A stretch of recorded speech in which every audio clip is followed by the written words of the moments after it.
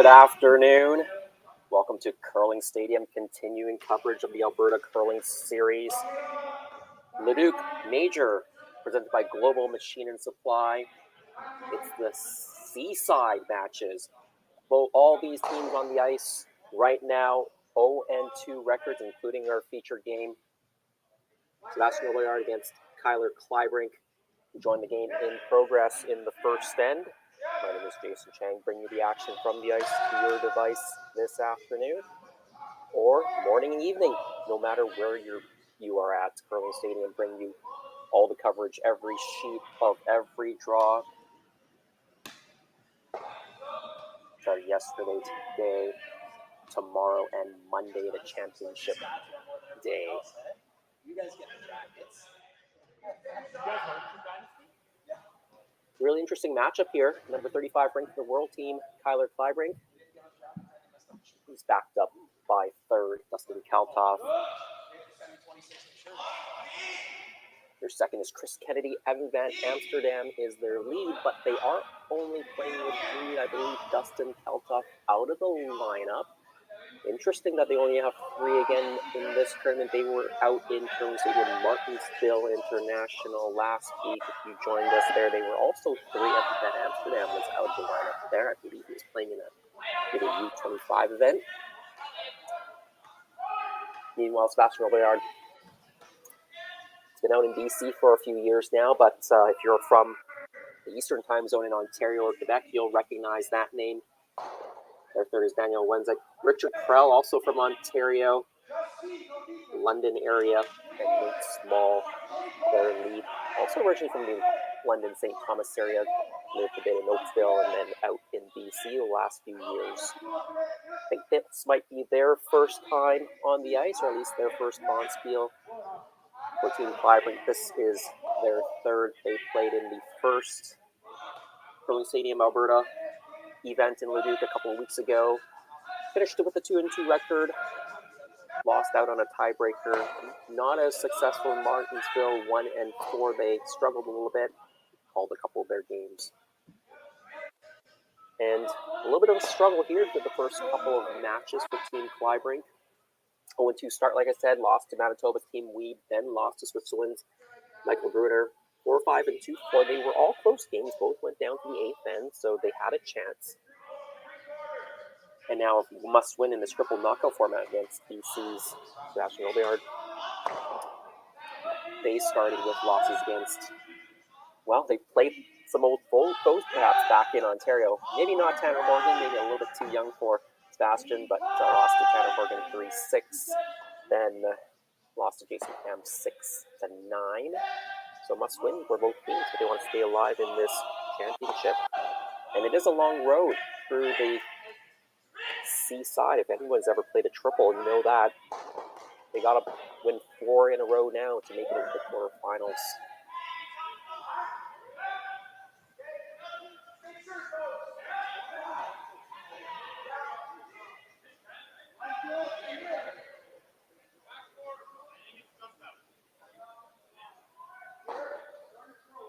Team Kleibrink, they have Glassrock in this end.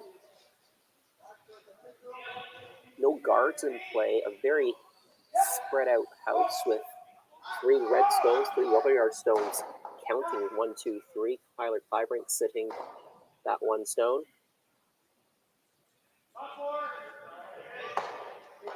Double's called, and I think the other rock does squirt out of the rings.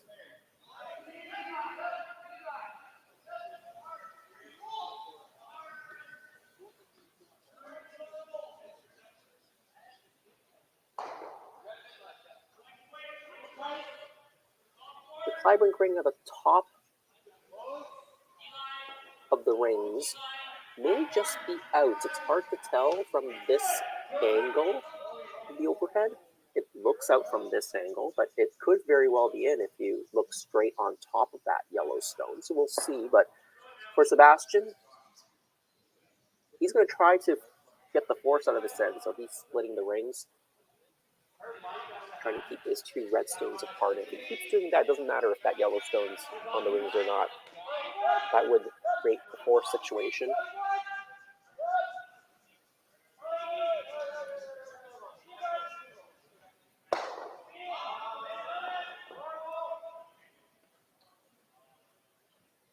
24 teams in this tournament, and we've got half of them on the ice right now.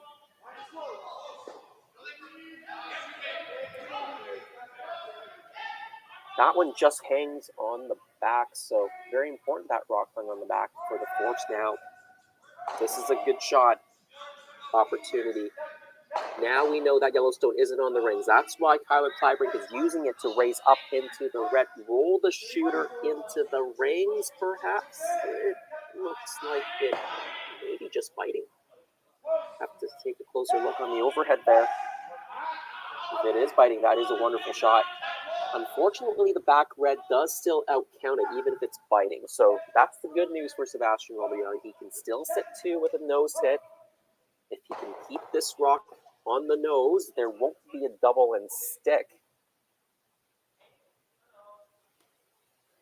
Yeah, for sure, that Yellowstone is just biting. That was a really excellent shot. If it had just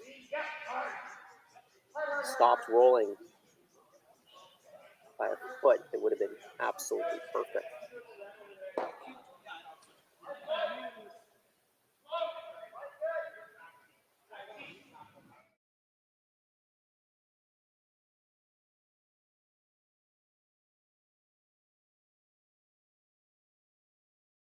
Sebastien Robilliard with his first stone, first bend. He wants to hit it right on the nose. If he rolls it towards the center, Kyler might have a soft weight double. He rolls a little bit to the center. It's not going to be the easiest double and stick, but I think it might be there with soft weight. Kyler's trying to line this one up. As I mentioned, he doesn't have his regular third Dustin Kalkoff. Saskatchewan native with him this week. So we have Van Amsterdam in the rings. Evan's a longtime player out of Alberta, skipped most of his junior career, so it makes a lot of sense for him to be in the rings.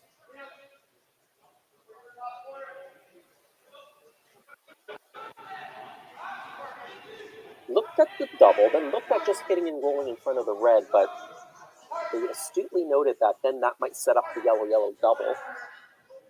And so probably will give this double a go. See if they can hold the shooter. That's the key here to scoring 2 points.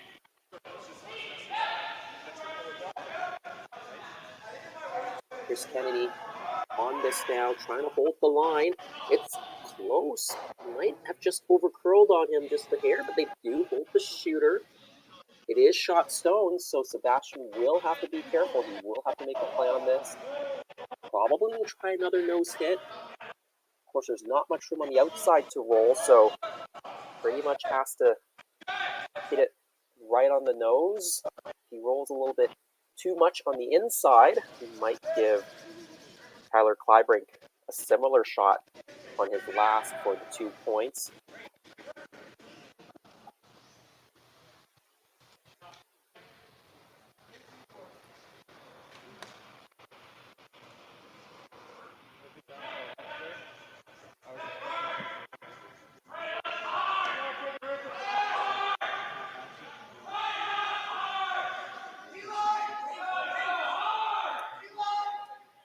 They're losing the line on this one, and it's going to roll and catch his own stone, pushes it out, and all of a sudden, from a fairly routine blank to an opportunity for two for Team Kleibrink to strike first in this all-important seaside match.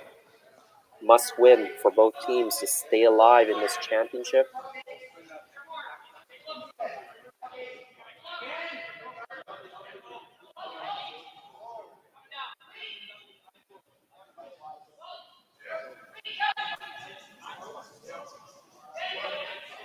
Chris Kennedy, heavy clean all the way down. That looks like a really well thrown shot. It is 1-2 for Team Kleibrink. They open with that 2, and that's the score going into the second end.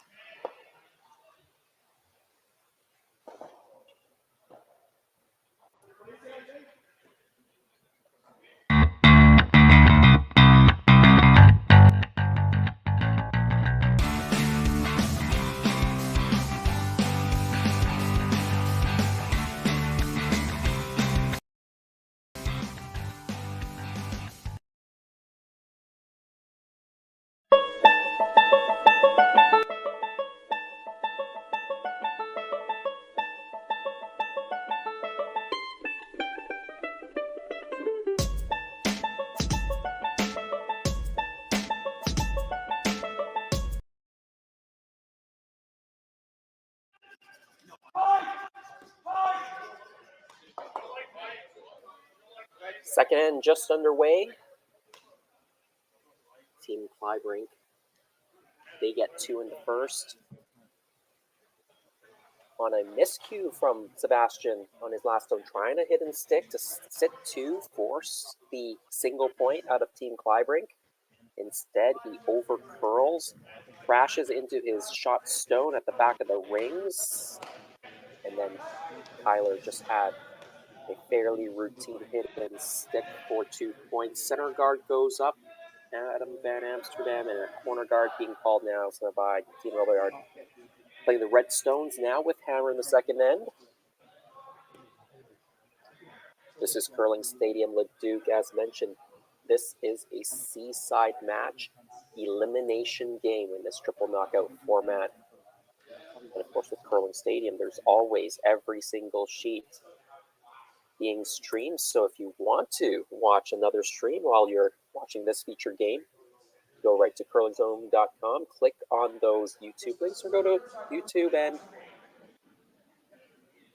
search for Curling Zone.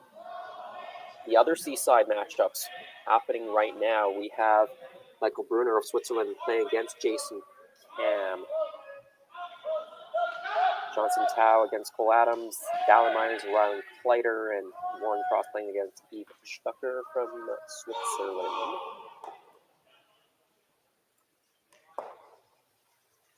Adam Van Amsterdam being asked to draw around his own guard.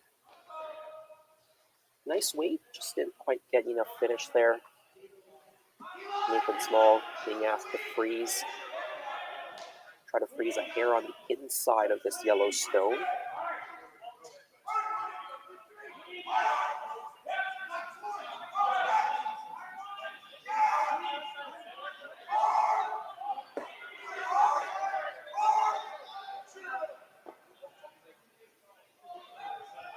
Mentioned 3 of the 4 members of this team from Ontario originally. I guess Sebastien Robilliard is actually, I think, born in New Brunswick. He may have actually competed out of New Brunswick for a little bit before moving to Ontario. May have played in Quebec as well, actually. I think he's represented a couple of provinces, or at least played down in a few provinces. And Sebastien and their lead, Nathan Small, were the BC Mixed champions in 2021. I know Nathan was very excited to win that BC Mixed and go to the Canadian Mixed. I think they went 5-5 there. They'd love to get back to those championships.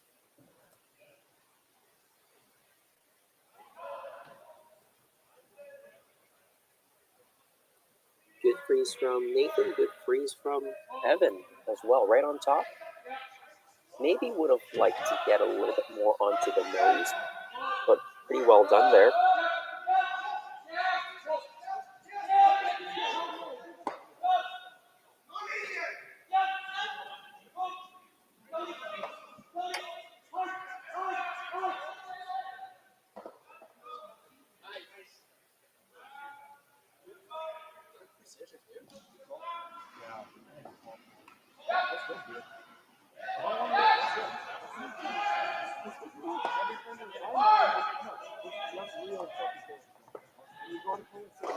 Richard Krell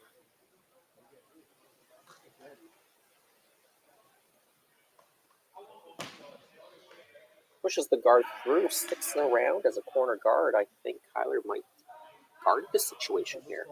He's sitting shot stone, third shot, partially behind cover right now. Can fully cover it with a nice shot here. I think Richard, on his last shot, that peel was actually supposed to drive into the rings. Might have been able to get the triple out of it and hold the shooter. It was just a little off, so rolled to the corner guard instead.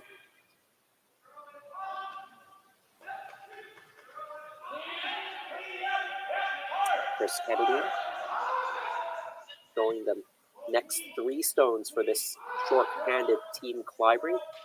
Evan Van Amsterdam trying to make it curl. Didn't quite get it all the way to the center line, which is what they were looking for.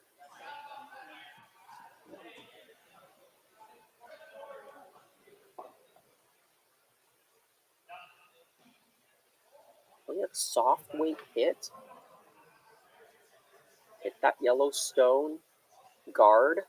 Try to roll the shooter towards the other corner guard. So you have two corner guards on one side. If you have the correct weight, that other red guard that's behind the yellow guard might be pushed into the rings. The question is, can you keep it in the rings? And really, the question is weight control. If you don't catch the guard, you can hit the ones in the house as well and play a bit of split. I think that might have been actually the first call, and then Sebastien indicated that the second option would be just taking off the guard or hitting the guard and then rolling to the corner. So hit the rock in the house, but kind of left the two redstones in a bit of a vulnerable place. The double looks to be there.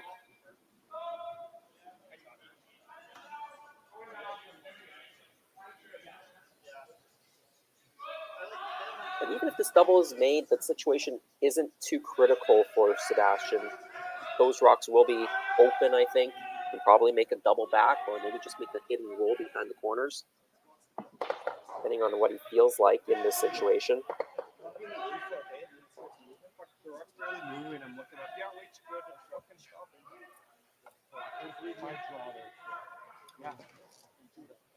Yeah, that double didn't quite work out the way they were looking for.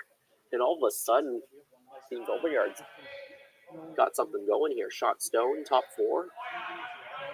He's got third shot pushed behind the guard. And now he's going to try to put another rock behind that double corner guard.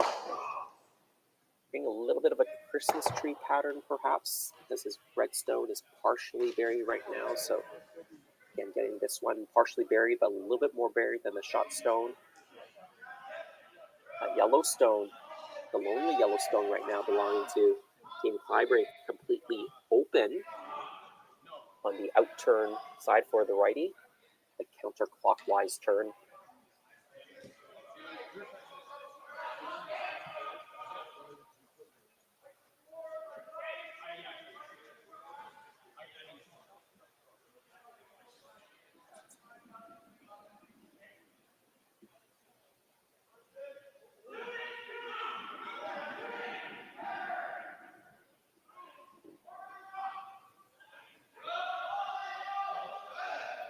Just got it to the top of the rings, wanted that a little bit deeper, probably top 8. But that's not a bad spot. Protects shot stone, the yellow stone still wide open.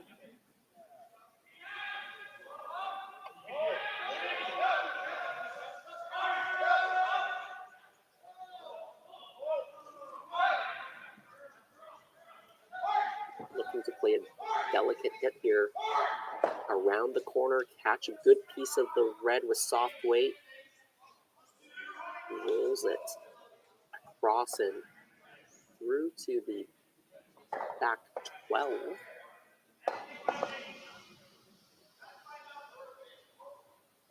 So Team Robillard still sitting 1. Team Kleibrink's got second and third shot, but with the red stone just fighting the top 12. You come tight to this guard, make this double, and you'll be sitting 3.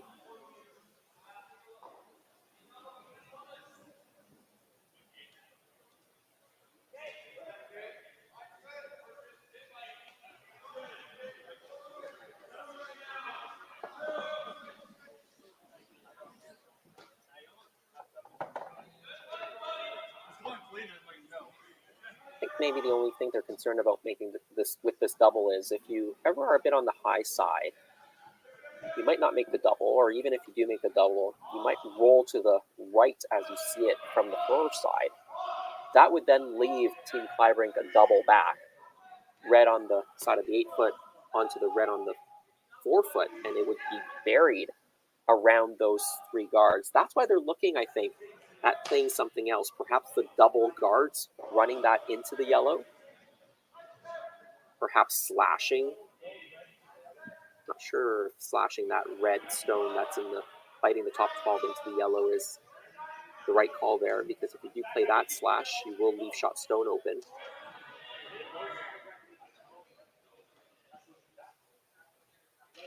So I think there is a lot of merit to this yellow-red combination back rather than a straight-up double, just because you might not like what you leave playing the double. You certainly can make it and sit right there, and if you can, then there's no double. But if you ever roll a bit to the right, then that double is back on for Team Kleibrink. They make it, they're buried. You might get forced, you even have to draw full forefoot for your single point if everything doesn't change to the end. So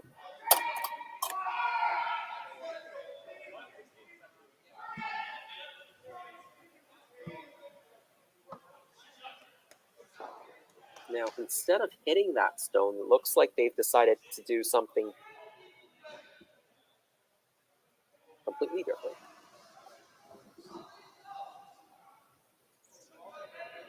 Maybe he's just trying to draw in and freeze on the corner of the yellow right now, get to the inside, sit third shot. Based on the ice, that looks like the call.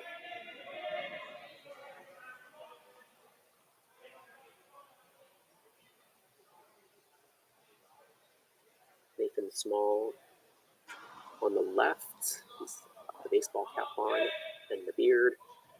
One, two. Well, I don't think they wanted to do that, pushing Yellowstone behind cover. Shot stone is now Team Kleibrink, but they still have to be very careful. There's still a couple of red stones hanging in the house. Those can always come back to bite you without last stone advantage. Joining us with Martinsville, that actually happened to Kyler a few times when we featured his game. I believe they were playing Mike McEwen. And those rocks that were just hanging about, ending up costing them some points.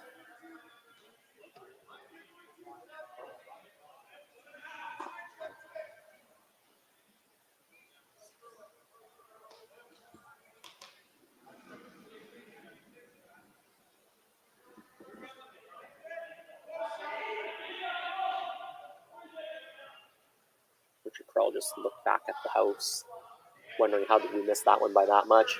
Had a great situation set up, and now it doesn't look as good. Positioning really important on this rock.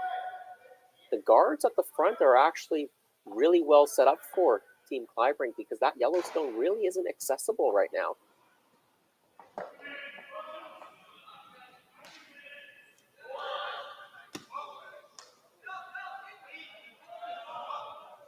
You can draw to the open side, sit in the 8-foot, make sure you're at least T-line so there's no double. If you do that, you're going to be sitting first and third, and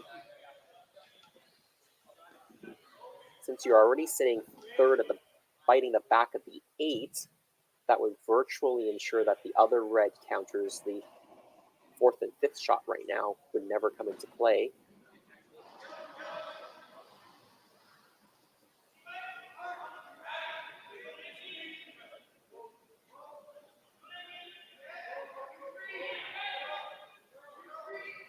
You could hit that open redstone out completely, the one on the side of the 12. You just have to be careful if you do that to not kind of have a half roll and leave the double. You either have to stay right there, and that still might leave an opportunity for a double. Sebastien going to throw it pretty hard, so it might be possible for him to move the yellow stones with a really high weight flat double. You'd want to just roll out completely or make sure you roll under everything behind the T line. But they decided to put up the guard, which was actually maybe the simplest play. The danger, of course, now is this, because Sebastien went up very, very quickly. Barely had time to finish my commentary, and he had his broom down. He was probably eyeing this one up as the Kleibrink team was mulling over their last shot. Angle, run in. He sticks it, he'll sit 2 buried, and then that would set things up nicely for potential 3 points. This is looking close. close, but maybe just a hair too thin, just over the top. That was difficult to do, get it through everything without touching any of those stones. If they hadn't gotten a hair thinner, they may have actually grazed off the top red stone and redirected back towards the button.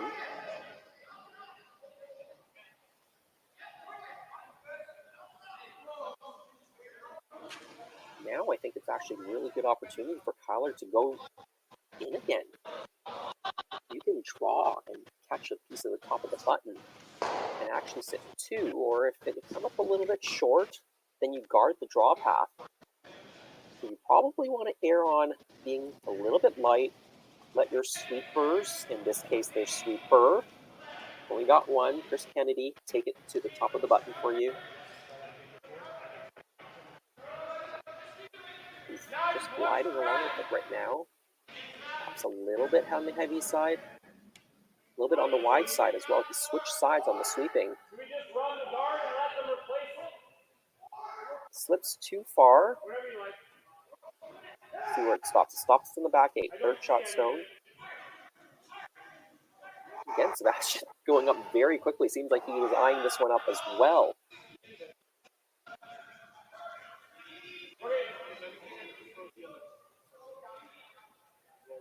The draw to the button is there right now.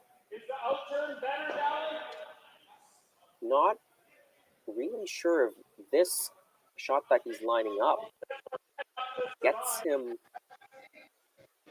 any more. Not really seeing a way for him to get 2 by playing this.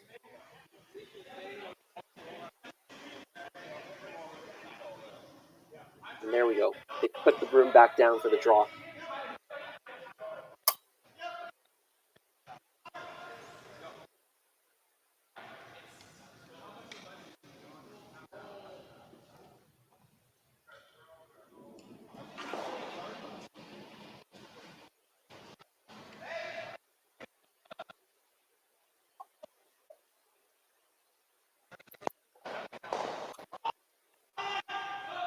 Down 2-0 to Kyler Klebrink in the second end. Sebastien Robilliard.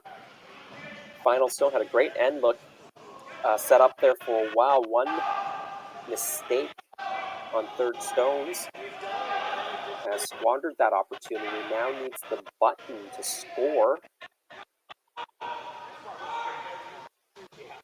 Facing 1, but needs a good chunk of that button. Sweepers now trying to carve it in, but it looks like it's running out of steam. Can they get it there? No, just doesn't get it there. So it is a steal of 1 for Team Kleibrink.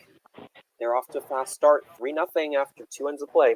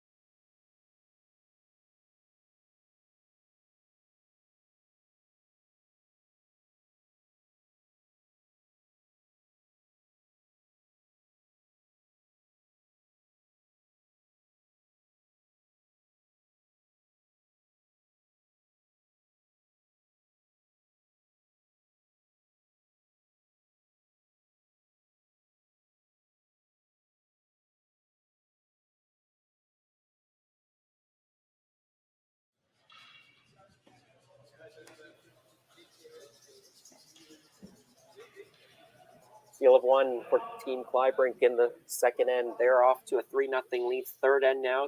Team Robillard throwing red stones. They have last stone. Nathan Small. Software engineer.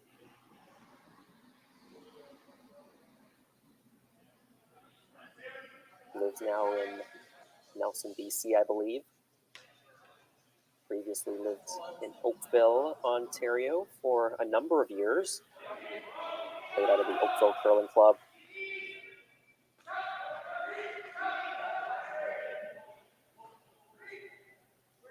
In the and his club team played in my Bonspiel quite often out at the East Shore Curling Club. The Bulldog, a one-day men's cashspiel. Definitely miss Nathan's presence. Give a shout out to John Newgate, his former skip. Hope he's watching.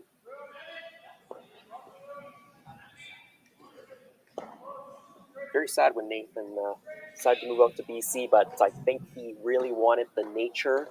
He's a big-time snowboarder, I believe. Loves the outdoors.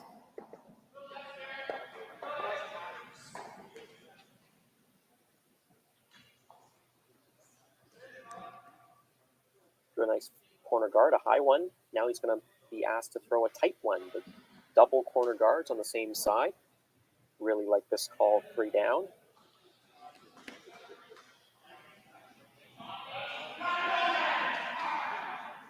Like to put some separation between the two guards.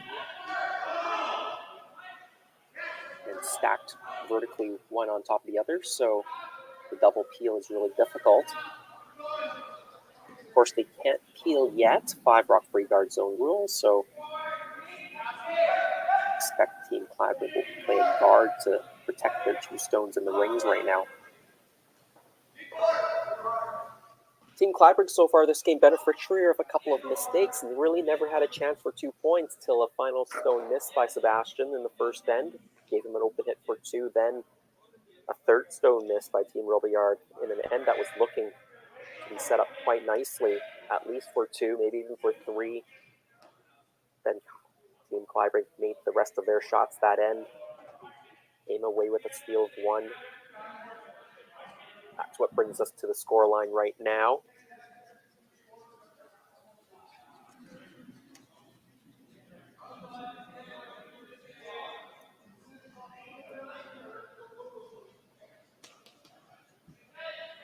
As mentioned, these are the seaside elimination games in this triple knockout style event. So they're on the seaside already. Wants to get a few more wins, or more if they want to make it to the playoff round, quarterfinals. If you were joining us in our previous afternoon draw, we were featuring 3 A-side final games, including our feature game, John Epping against Jacques Che John Epping. On the strength of a 3 in the 7th end, they are a qualifier into the quarterfinals. Riku Yanagisawa, the runners-up last week in Curling Stadium Martinsville, they beat Tanner Horgan. Pretty tight match there. And then Marco Husley from Switzerland beating Alberta's own Aaron Schlazinski. So those are your first 3 qualifiers into the playoffs.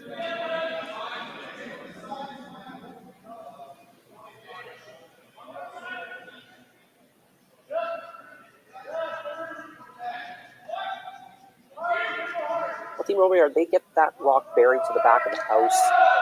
It's not a rock that Team Kleibrink wants to chase right now. They like to just protect their own stones at the front, shot stone and second shot stone.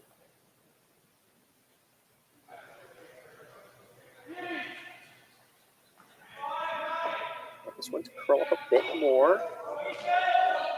Doesn't bury shot stone. We've also created an overlapping guard situation.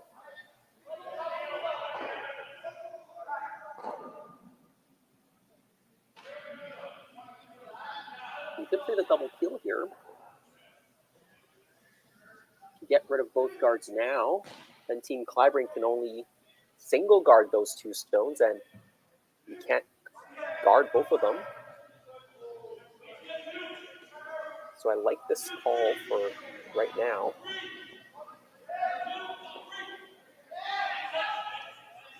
Rich Krell.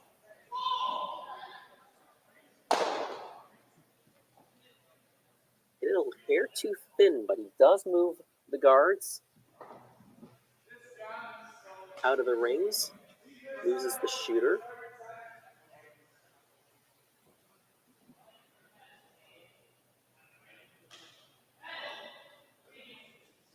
Kleibrink asking for the center guard now.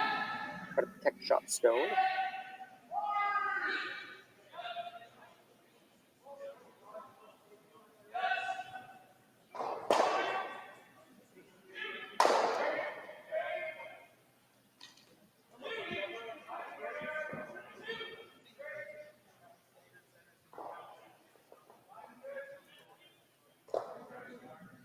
Well, Curling Stadium Alberta Series Leduc Major started yesterday, Friday morning. We had 4 draws Friday. We're bringing you 4 more today. We're on the 3rd draw. That's draw number 9.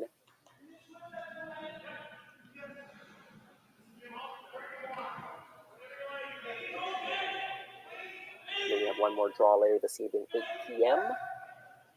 Running a hair behind schedule, so it might be a slightly later start than 8 p.m., but set your reminders for that time. You don't want to miss it. That's 8 p.m. Mountain Time, 10 Eastern. That's 4 a.m. if you're like me in the mountains of Switzerland. I happen to be in Lausanne, Switzerland right now. After a long day of meetings of the World Curling Federation, it's the annual Congress. So I'm really happy to be able to join you late at my night, actually early into the next day now. Early morning, but I'm sure I'll get a little bit of sleep, do some more meetings tomorrow, and hopefully join you guys again tomorrow night for a draw.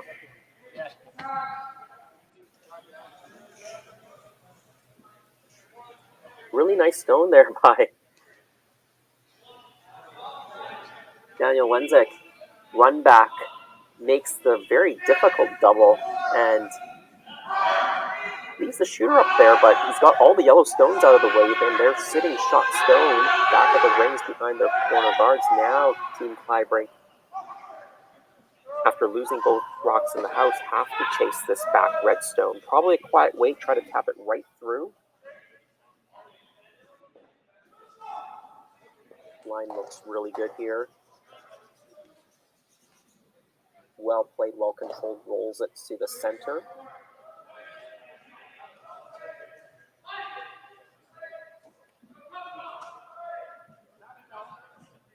Speaking of those 8 p.m. games later tonight, there are some pretty critical ones. East side qualifiers, there's going to be 3 of them. Yannick Schwaller of Switzerland, he was the champion in Martinsville last week, playing against Tanner Horgan. Reed Carruthers against Aaron Schwazinski. Ryan Reed playing against Jack Doche.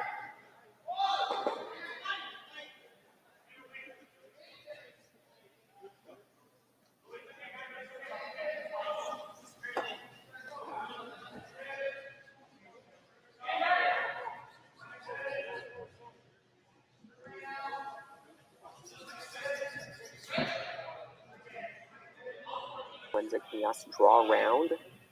Came a hair too deep there. Wanted that probably, maybe biting the top 4, even top 8 was good there. You come just a little bit deep on the backside of the tee line, and now Team Kleibrink locks one on. And the scoring area is going to be very small. If you can lock one on, these shots even better.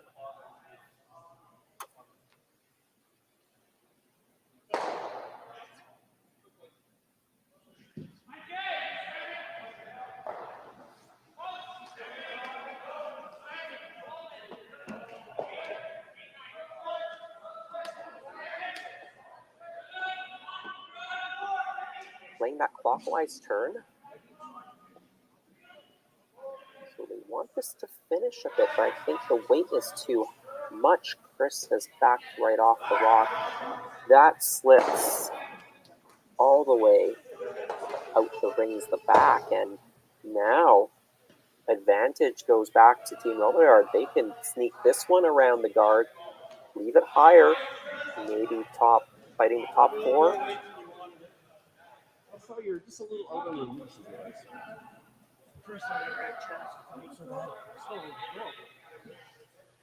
You might actually want this rock to overcurl a little. If you're just kind of top 4, I don't know if it's possible or not for Team Kleibrink to take the out turn and corner freeze to the shot stone right now. on the button. I think that high guard that Team Robillard played might actually be preventing Team Kleibrink from playing that draw freeze from the outturn side. So if that were the case, the positioning of this stone is less critical. As long as it's buried top of the rings, or the top of the house. Not bad. It came with a bit of weight. Maybe the team's just not sure about the speed down that path because both Kyler and Sebastien were quite heavy. Now it's a bit of a decision time for Team Kleibrink. They could just hit the stone that they can see down the center line. You can see a piece of it. Receive the 2. The more aggressive call is to play something into the rings, some sort of a freeze tap. Even try to steal the situation. I don't think it's that easy to actually steal in this situation.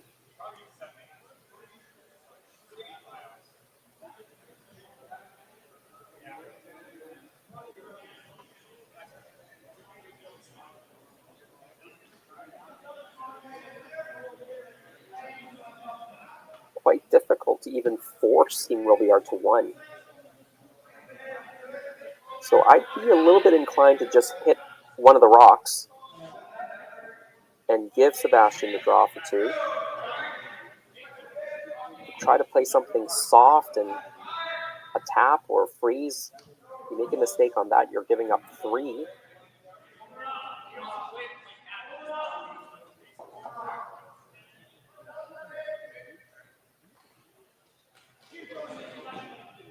If you think about the score line, if you can keep them to 2, you've got a 3-2 lead, and you'll have hammer back, and it's an even end. So a lot of things right about that situation. Yeah,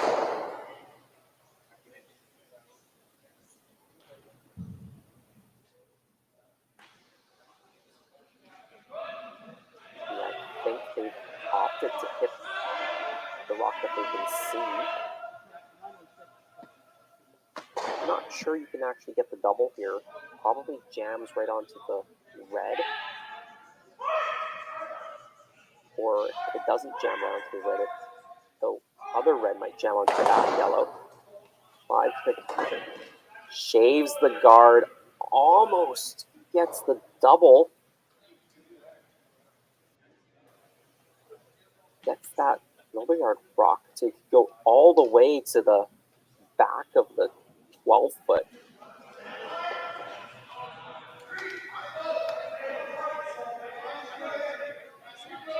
But because it's gone that far back, Sebastien has to play a quiet takeout on this yellow stone. So not the easiest shot for 2. Kyler did make it much more difficult by getting the red stone far enough to sit shot stone. And sometimes those little extras that you get out of that shot, it didn't quite make the double, but pushed it far enough, just increases that difficulty for your opponents, and once in a while, that's going to work out for you, and you're going to get a miss. Let's see if Sebastien can get this rock to curl up to that yellow stone. Sweepers look quite happy. The weight very well controlled. That's a hit and stick for 2. And, well, we've got a close game now. 3-2 after 3 ends. Team Kleibrink with the lead.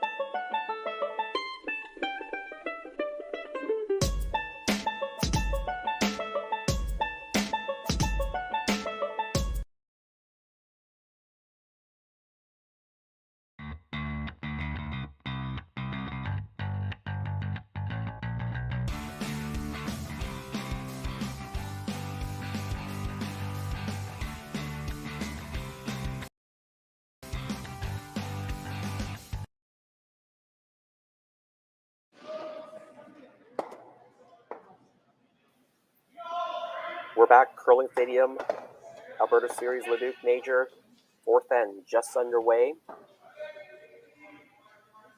Team Robillard getting their 2 in the third end, cuts that deficit 3-2. Team Kleibrink leads. They've got the hammer. If you're just joining us, my name is Jason Chang, here to bring you the action from the ice to your device.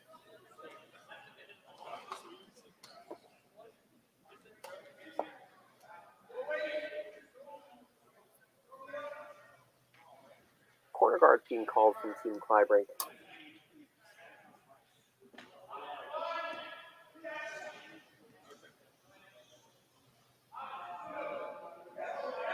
Not wasting any time. See this as an even end, so why not put up the corner?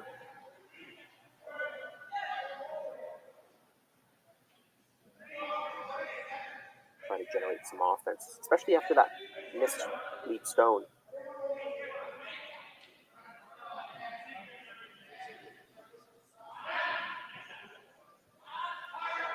Okay, Nathan's going to try to make amends on this one. Well, that one hung out a bit wide. Team Kleibrink now really in an advantageous position. That red guard should be a center guard. It's really guarding the 4-foot line. It's more like a corner guard. So really, you've got 2 corner guards to work with for Team Kleibrink. They're going to go around their own.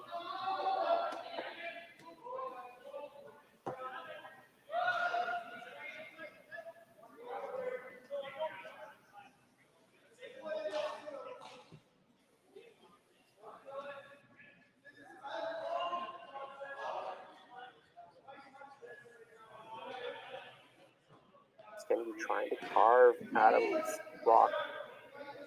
Evans Rock, excuse me. Behind the guard, got it mostly buried, but it is a little bit exposed, and with the amount of curl in the ice, you can definitely make the hit.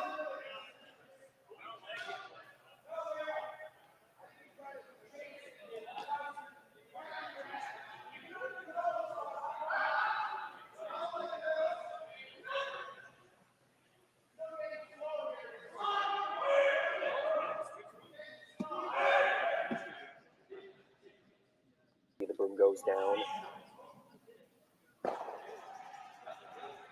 Playing it softly.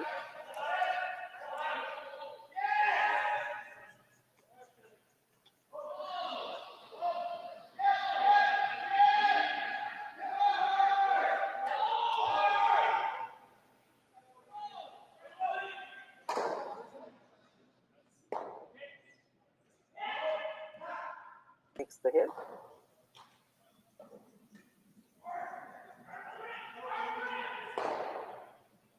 Kyler probably wants to get another ruck behind that guard. You can either play a hidden roll behind the guard, but oftentimes you're trying to go around the guard and be perfectly buried. The easiest way to do it is to just draw in there. And he doesn't feel threatened by that redstone. The redstone is behind the tee.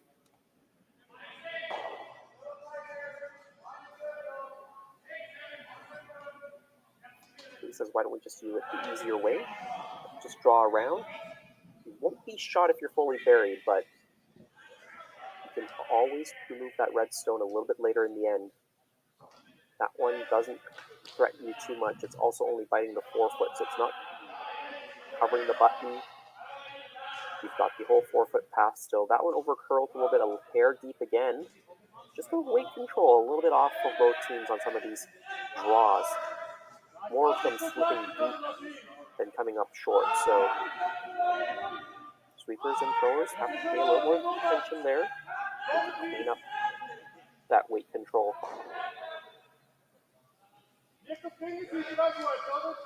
Now a little bit of a pocket for Sebastien's team to freeze down to.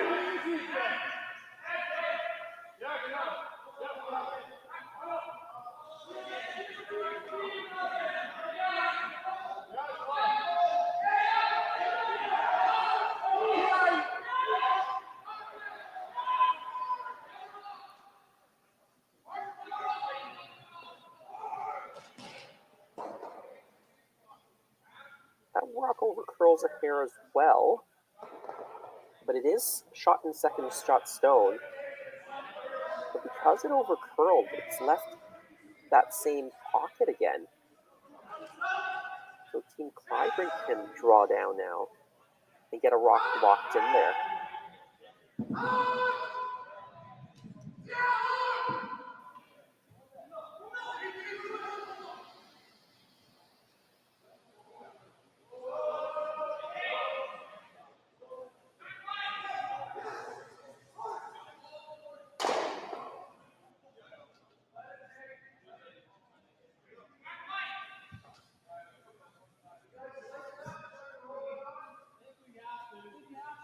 Waiting for the curl.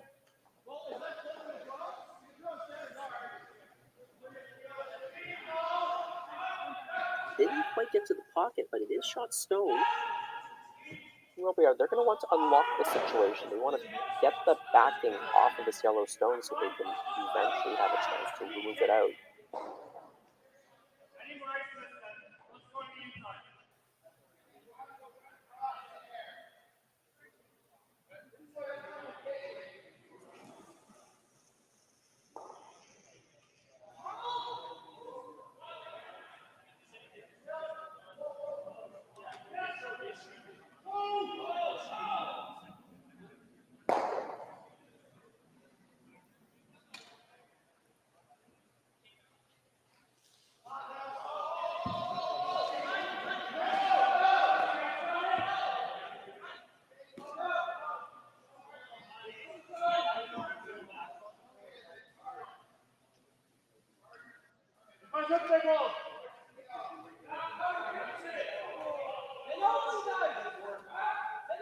Taking it down and losing some pace and losing the line there. So again, there's a little bit of a pocket that Kyler can use.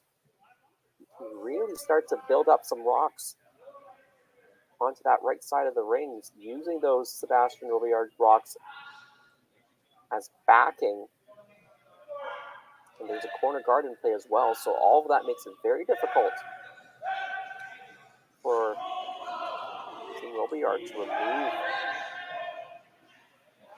the Kleibrink stones.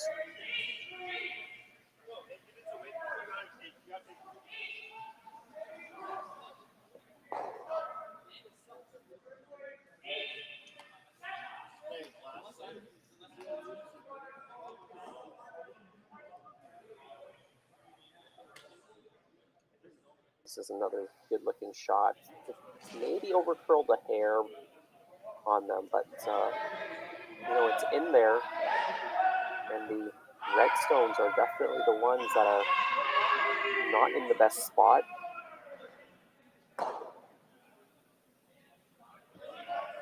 They may have overcurled just a little bit too much. Team Robillard, they maybe can come in and corner freeze on that yellow stone and be in an okay spot. It is very finesse, very tough to get that into the right spot.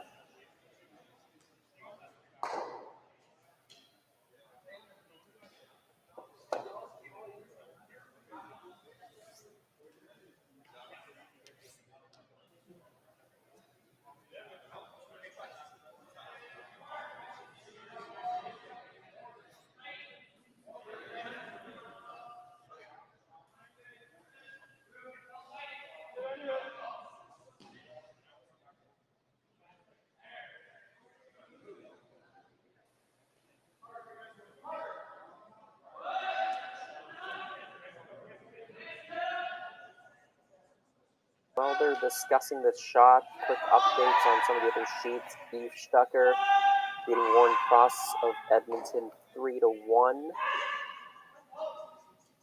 The Swiss team has last stone in the fourth end.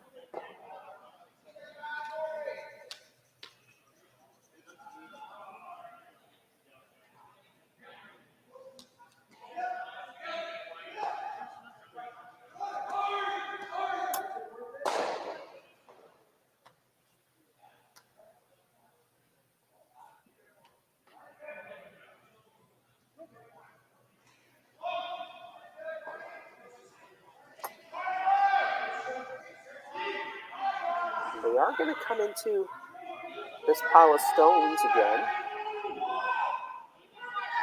I saw Sebastien indicated that he wanted to unlock the yellow-red a little bit. Now, you have to be careful if you're trying to do that. If you play it with too much weight, your shooter is going to roll off. You're better off being corner frozen. Well, chips off the other yellow, but I think it rolled too far for being a good corner freeze. And another great opportunity for Team Kleibrink to set up a 2, maybe even a 3 out of this end.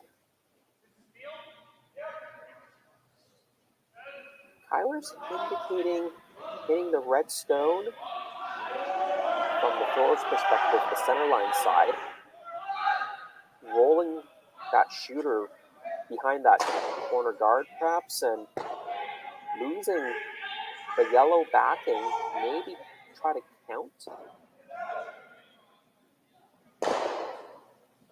Or sort of losing that red backing and trying to count a couple here. They do sit 2, but the shooter doesn't roll too far. I was wondering whether that hit was maybe a rock too soon. Could have just tried to quietly tap the redstone back instead and rolled a little to the outside behind that yellow corner. May have been a bit better situation for him.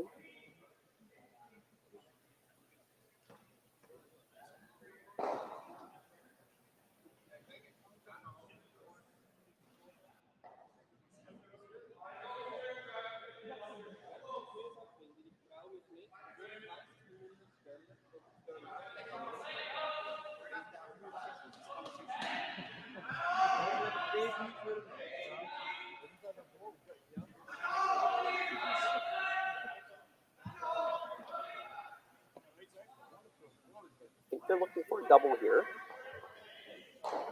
Kind of the 2 yellow stones that are side by side in the top of the house.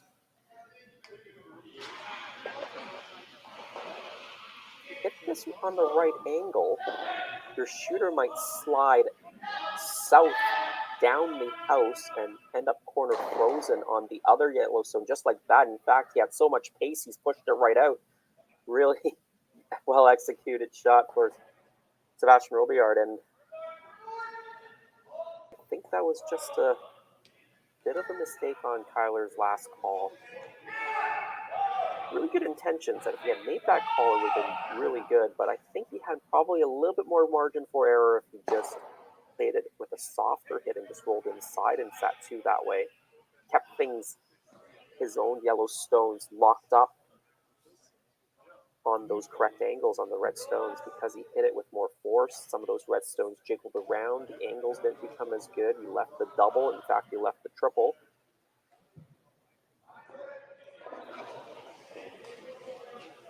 There is a double here, though. You can probably sit first and third after this situation, so still a chance for Team Kleibrink to score a couple here. Needs to hold the shooter, though. The shooter rolls out. Needed to hit that a little bit more on the nose to get the shooter to stay.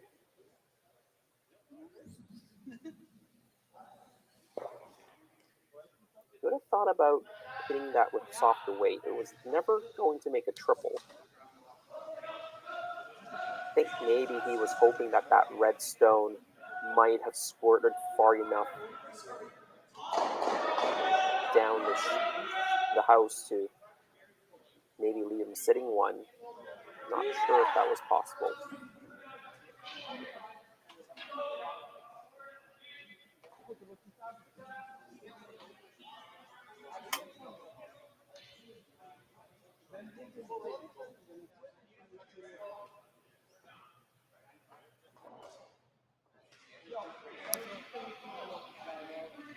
Well, now the decision for Team Robillard is quite simple. You split the rings and you've got the force on. The reason you wouldn't hit the open yellow stone is you would leave a double and the blank opportunities. So split the rings, get this to the back of the house. As long as it stops in time, yes, it does. Really not well played. There is no double there, and Team Kleibrink, they're going to be forced to just draw for their single. You can either draw to the button or just take the same path, follow Sebastien's rock down.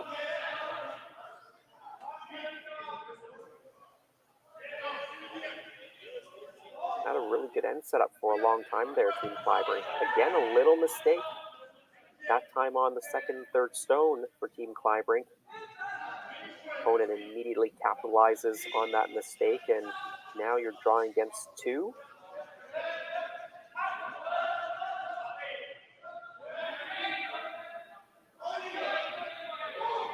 Last stone, fourth bend. Team Kleibrink needs a full four for the single. It's Kennedy sweeping this rock. Kyler's played the line for the backing. Basically watched Sebastien's draw, and he took the same path and didn't even need the backing. Makes the shot for one. Gets the 2-point lead back halfway through the match.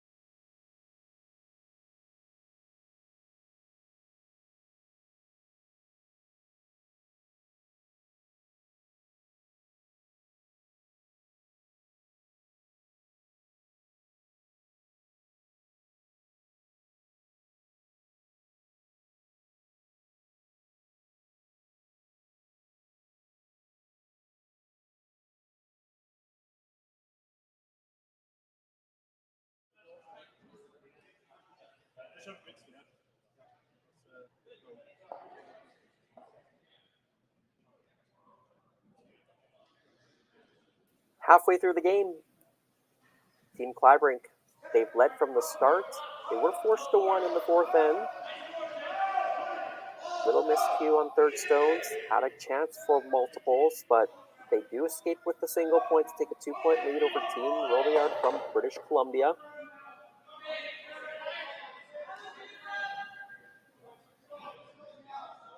Just joining us, welcome to our continuing coverage of Curling Stadium Alberta Series Leduc Major. 24 teams here. It is major. Lots of points on the line. Strength of field multiplier saw is pretty high. 6.5. You remember in Martinsville it was I think it was a 4.0 or a 4.5, so a bigger field, some extra stronger teams in the field. That helps the strength of field multiplier. And of course, all these teams are accumulating points for different reasons. Some of the top-ranked teams, of course, trying to get into the Grand Slams. Make sure they stay kind of in the top 15 to get those invitations to the Slams. For other teams who are looking to play down the provincials, many of the provinces award automatic spots to their highest-ranked teams on that world rankings.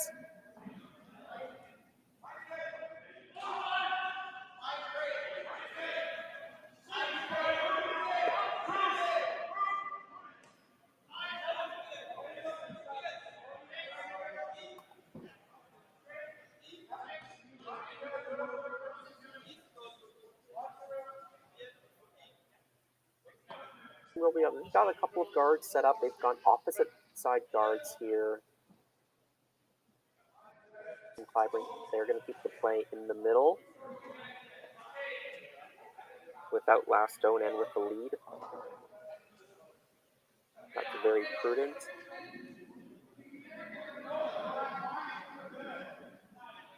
Sebastian's the one who has to be aggressive down by 2, so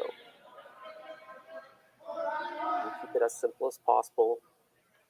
Force Sebastian's team to make a good shot. They're going to try to make a good one here. Try to hit the rock in the top 12. Flop the shooter behind the corner guard. You kill 2 birds with 1 stone there. Not only removing your opponent's stone, but also getting one buried.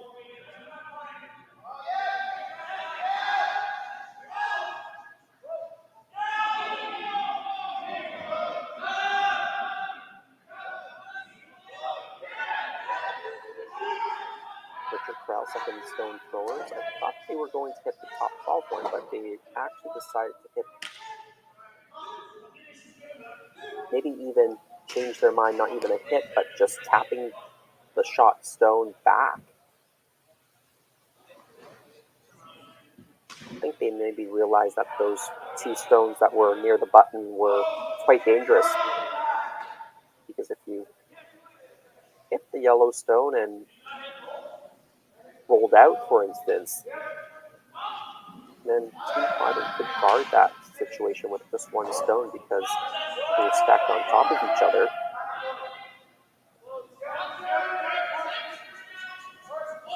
Or they might go up and kill one of your corner guards.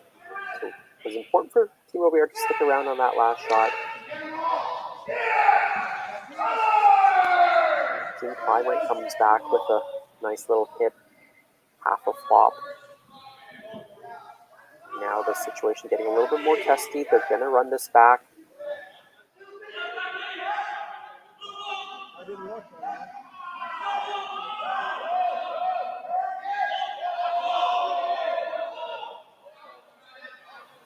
Try to get all the rocks moving if they can. Yellow, they touch 3 of those yellow rocks. Just grazed it though, so 1 rock completely goes away. 1 rock moves to the back 12. The other stone just jiggles in the forefoot just a little bit.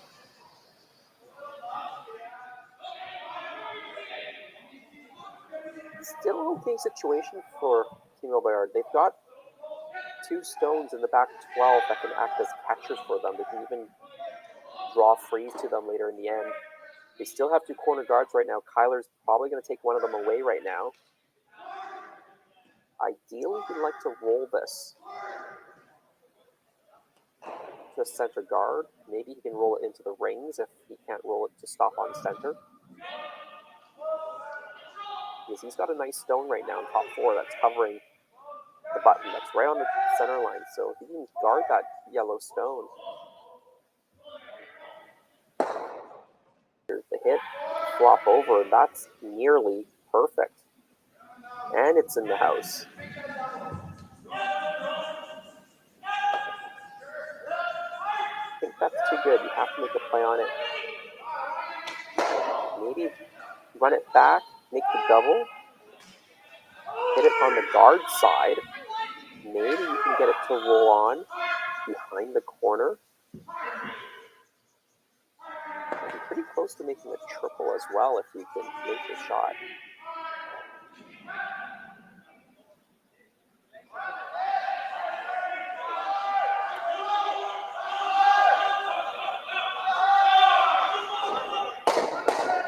Overcurled the way they wanted to hit it, I think, but they do get 3 out of there. Good result.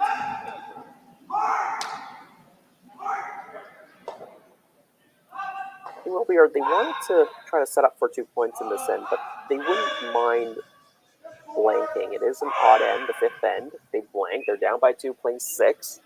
You score your 2 and 6, force and 7, score your 2 and 8. You've got the win.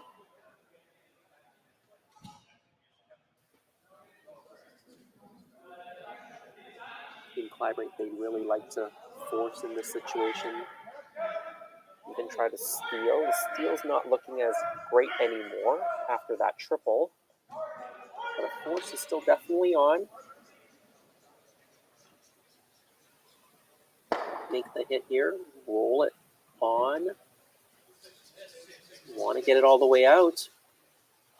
It doesn't go all the way out, but they are shot in second. That's the good news for Team Kleibrink, but that red rock that's in the 12-foot right now could come back to count. You see Sebastien making a hit on the Yellowstone, try to roll in front of the other Yellowstone, try to group those rocks. Eventually have a shot at a double on those yellows if you make this hit and roll. Team Kleibrink tries to hit and doesn't get into a good spot.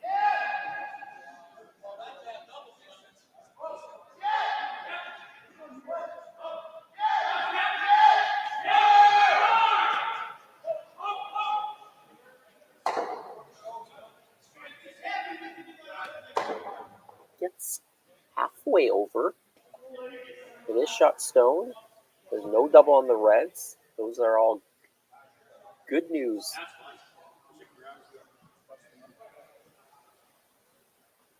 Team Kleibrink. Kyler now skips stones.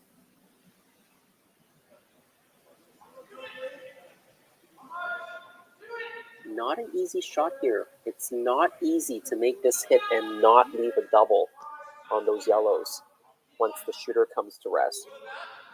I'm trying to see if there's any way for him to just cross the face of this redstone a little bit. Hit it a little bit more on the guard side, and that would prevent the double, but it's very fine to hit it on that side. You can't over-curl too much or else you will jam, but look at that. Well executed. Made it look very easy there.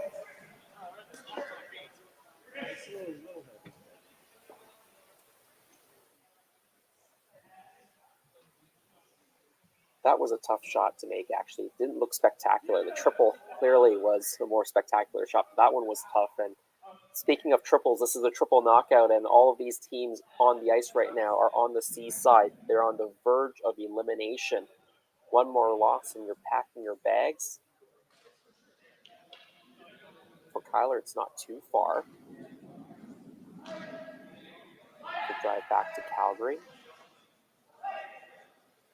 But for Team Robillard from BC, they'd love to stay in Alberta a little bit longer.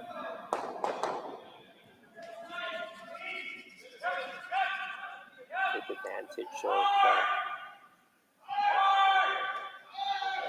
some more curling so early in the season, number one, and number two, maybe some tax-free shopping if they can get a check out of this weekend.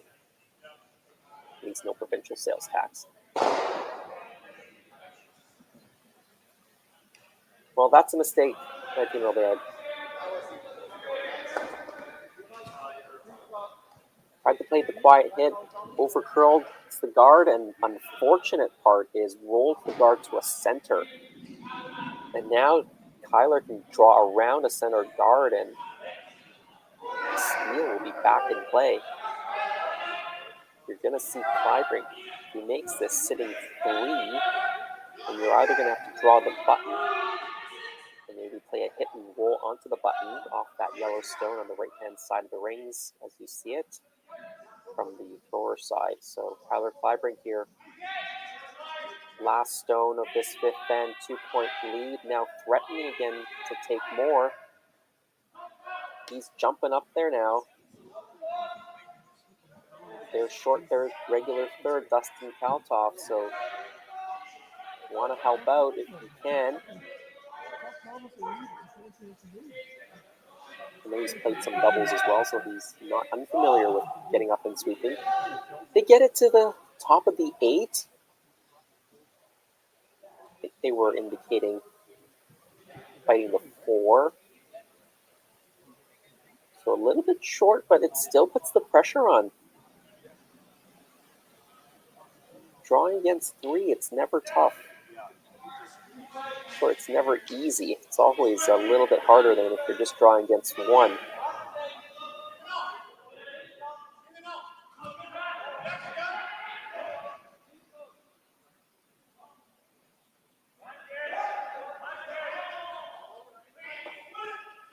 Final stone, fifth bend, critical shot here.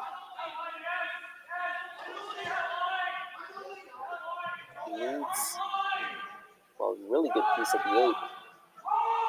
But this rock got rub off the guard just a little bit. It did.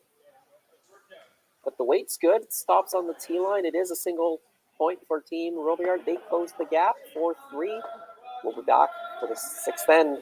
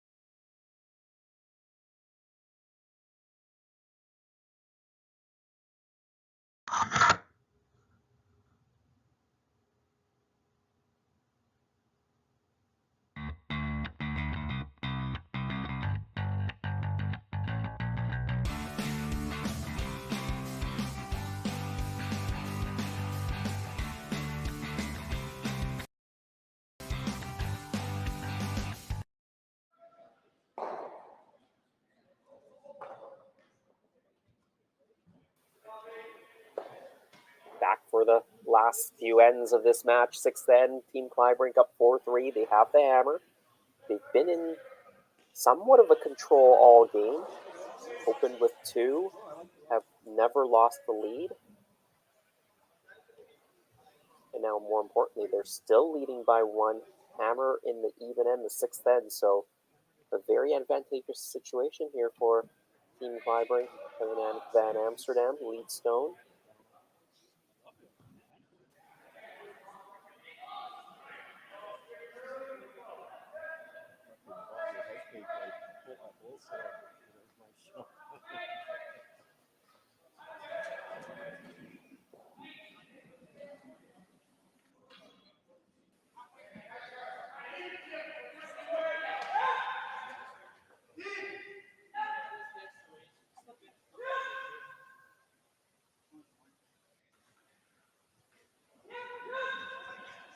And I'm curious what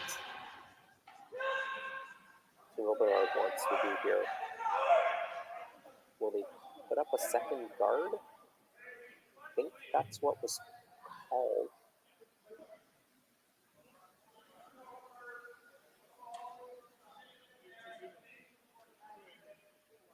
Trying to really work this one over. Hanging out there quite a bit. It's not the first time Nathan's thrown that in turn coming home and left it hanging on the wide side. And it protects the Team Kleibrink rock, which is what's not great about it. And the other thing that's not great about it's not on the center line. So what that means is the double peel is certainly possible for Team Kleibrink if they ever want to play it, but even if you don't make the double peel for Team Kleibrink, if they take off the center guard, they'll always have a path to the button to score if the end doesn't shape up well for them.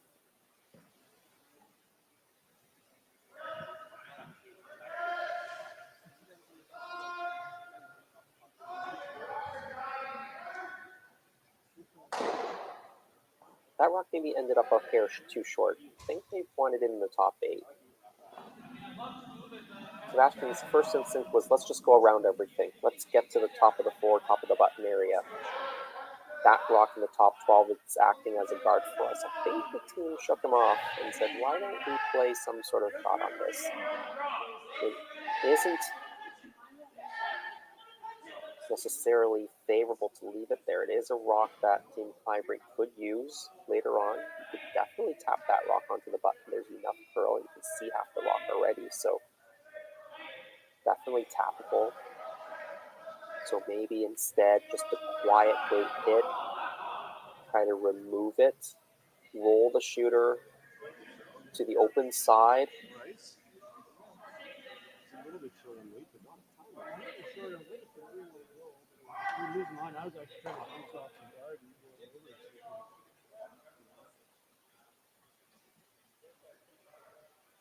Didn't quite get enough curl there.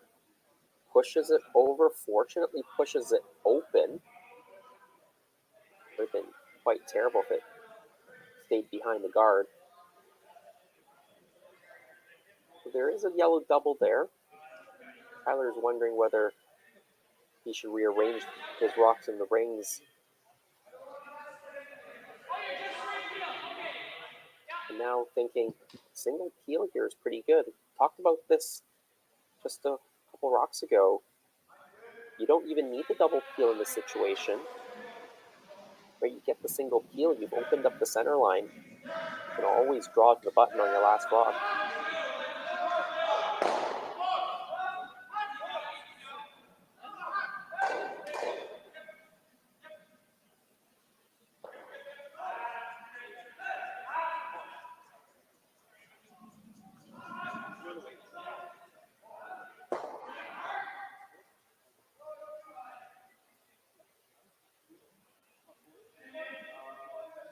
Six sheets of ice in play here in Leduc.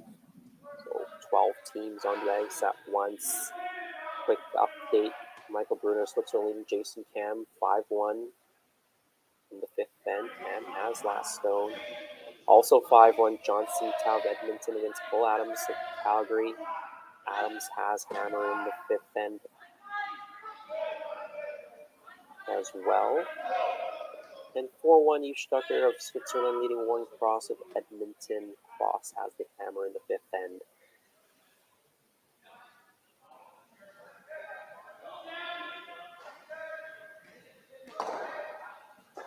You know, we are looking for a corner freeze on the last stone. Comes up about 5 feet short. Kleibrink still sitting 2. It's an interesting situation here. You're set up well right now for 2 points. Other than the fact that there's a double on the 2 yellows.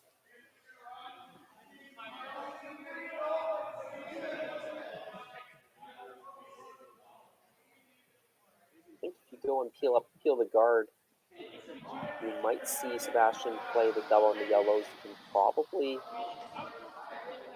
well, maybe hold the shooter, sit 2 and get the force that way. I think that's what Kyler didn't like about peeling. Now he's trying to draw in. Maybe even come off his yellow stone and roll in behind.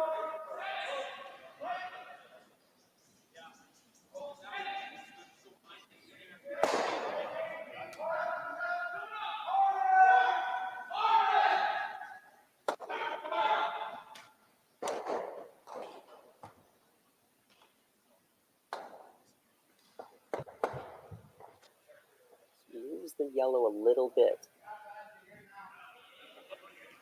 So now, Kleibrink sitting 3. Sebastien still needs to be pretty aggressive here. He's down by 1 without hammer in the 6th end. There aren't any particularly good hits right now, so that's why he's playing the raise on his own stone.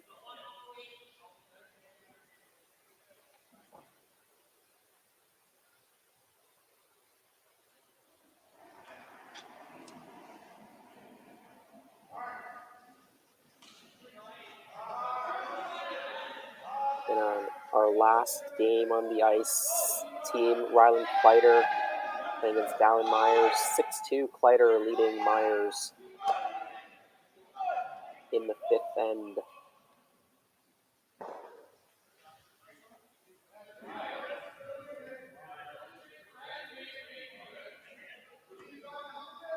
We've got Sean Murray and Monhill on the call on that game. For all our Saskatchewan curling fans. All Saskatchewan battle there. On this sheet, Alberta versus British Columbia. Of course, the BC team. 3 of them originally from the eastern part of Canada, from Ontario. Sebastien, I think, may have been born in New Brunswick, but lived a lot of his life in Ontario. I think he went to the University of Ottawa and curled out in that Ottawa area.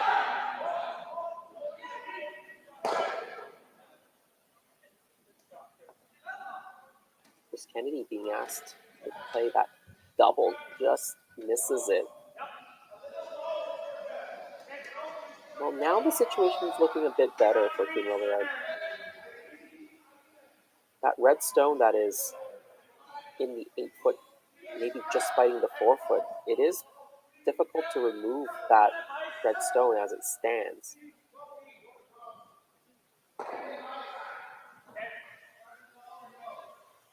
Sebastian's wondering whether you can hit this yellow stone.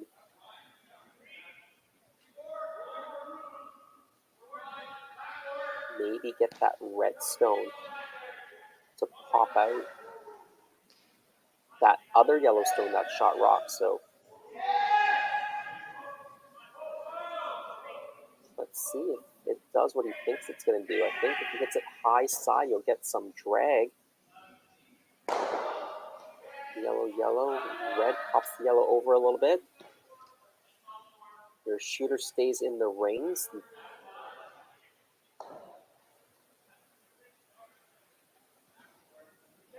Not convinced that was a great outcome. It looks like it could be a bit better, but there's also reasons why it's worse.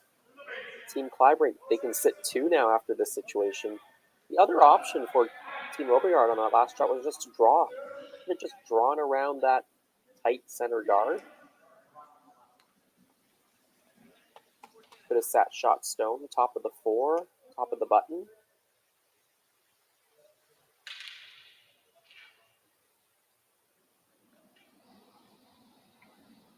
I'm not sure Team Robillard got as much out of that last call as they were hoping for.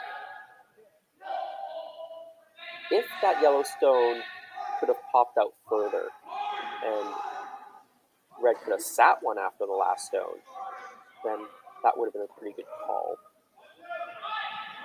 I was never sure they could actually hit it hard enough and keep the shooter around to get that yellow stone popping out.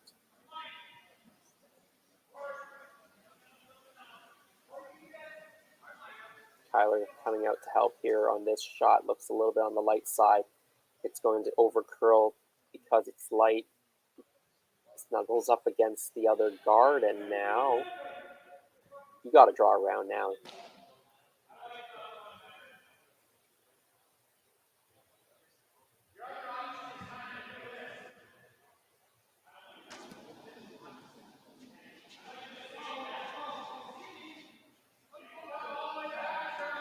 Well, they're talking about it, so maybe there are some good options that are not to draw around. I'm not really seeing it.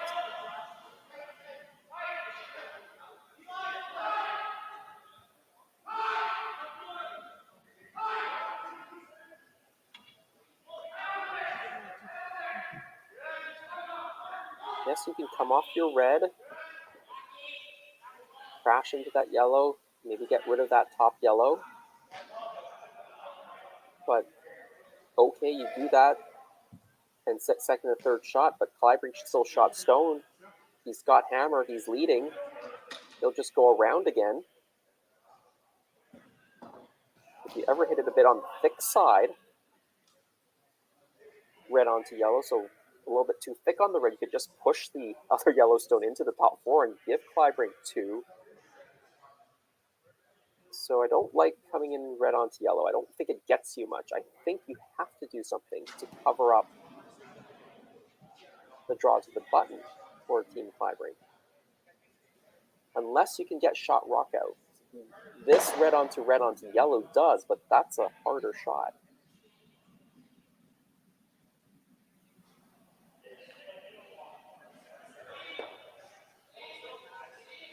Now they've tapped the button. I think this should have been the call from the start. I'm really not sure any of the other options were good. I think they've come to that conclusion. Fortunately, no time clocks in play here, so they can take their time, but one of those situations where they were hoping for something better to be there because maybe they just weren't comfortable with the draw. Seems like the teams have made a few mistakes on draw weight this game.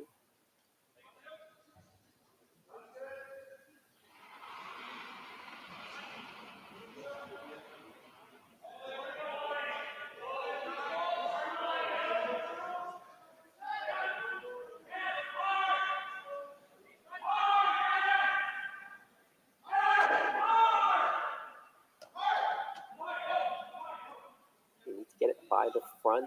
They do. Now they need this rock to slow down. And it does not. You just had to sweep too much to get it by, and now opportunity comes back for Team Kleibrink.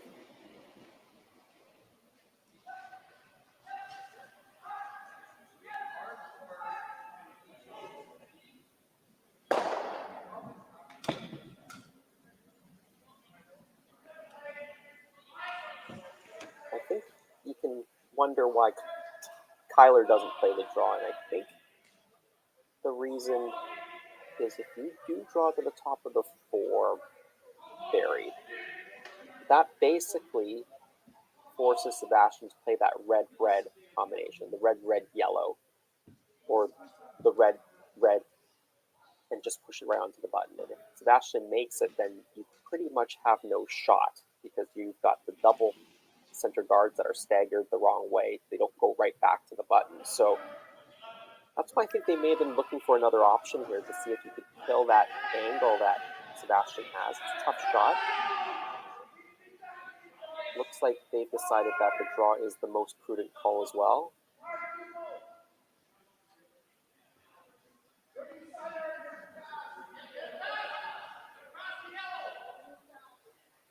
And I would agree.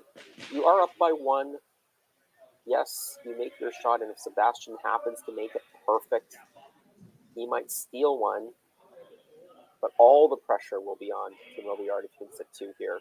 They're already down by 1. He doesn't want to go down by 3. So and even if you give up a steal of 1, you've still got hammer, tied game in 7. So why mess with a situation that's pretty good? Just lay down a good draw and put the pressure back on. This rock needs to curl a bit. Going to send the top of the rings, or top of the 4-foot, sorry. They do. Doesn't curl enough to be buried. He needs a slash double there.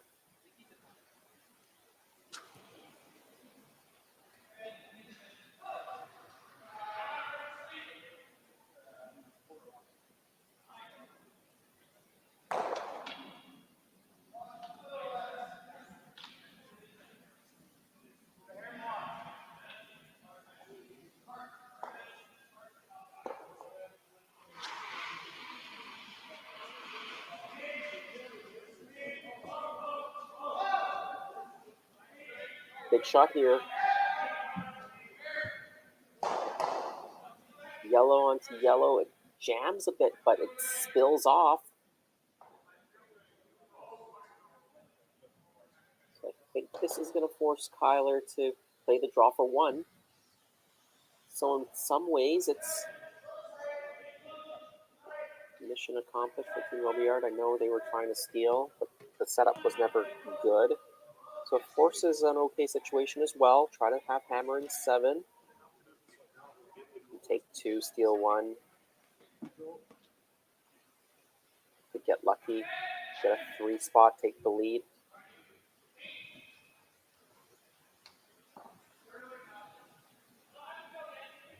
Expect Kyler to be close. He was just down this path.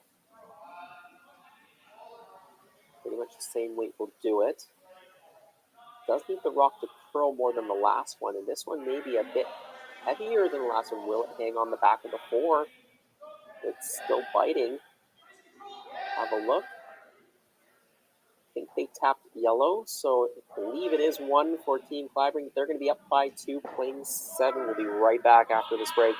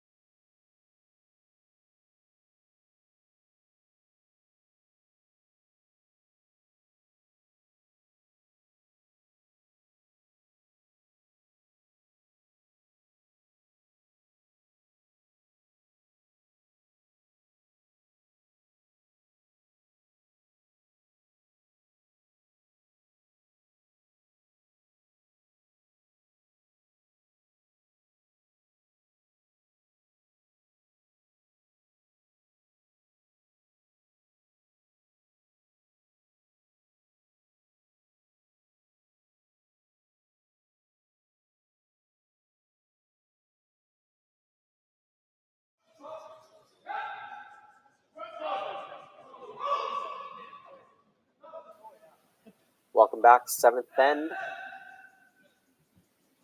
2-point lead for Team Kleibrink here. Elimination games, all on the ice, all 6 sheets. So there's a bit of tension in this draw, heading into the evening here in Alberta.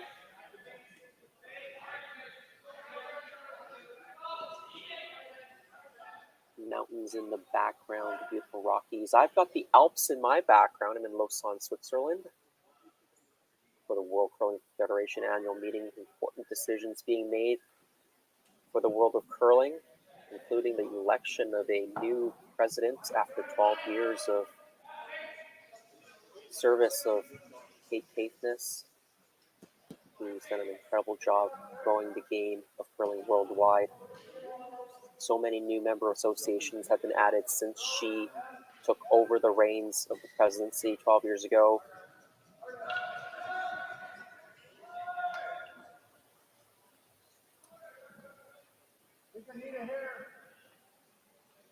And of course, the election is probably the biggest thing on the agenda tomorrow, but there's lots of other things being discussed as well. 4 candidates for the replacements of Kate Caithness from Canada, Graham Prowse, Bo Welling from the United States. I know there's probably some U.S. viewers watching the Curling Stadium stream. There always are. Thanks for tuning in. Of course, shout out to our U.S. commentators on the Kleider-Myers game. Bent Rumsfeld from Norway and Hugh Milliken of Australia. Of course, you might all recognize that name if you're in the Ontario area. He played in the Ottawa area before he immigrated to Australia. Played in a number of world championships for Australia. So, of course, that's one big item on the agenda. There is also a motion in place to extend the trial rule, the trial no-tick rule, to all of the WCF championships this year, other than wheelchair and other than mixed doubles, but all the other 4-person able-bodied curling disciplines. And that's, again, to get more data before they make a recommendation to officially use the no-tick rule.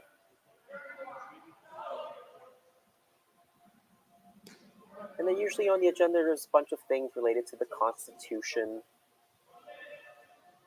and the governance structure of the WCF. So there's perhaps some small changes, some large changes involved. That's mostly administrative, boring stuff for if you're a casual curling fan. But if you're, an executive of your national member association, those are items of concern, and certainly that'd be a concern for Curling Canada President Catherine Henderson.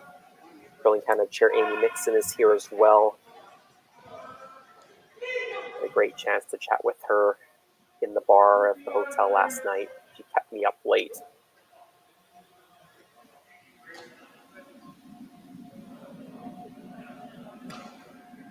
Also a discussion going on about perhaps a new World Championship format in the next few years. One of the key complaints about the current World Championship system with 13 teams, and of course they actually had 14, I think, during that last COVID year, because they had to accommodate for the fact that there wasn't an easy way to qualify teams in, but it's too long. The players complain it's too many games for a full round robin, because you have some lower seeded teams in the field. You do get some blowouts as well, so some of the games are maybe not as attractive for broadcasters to cover. There's also the cost of having a championship that large.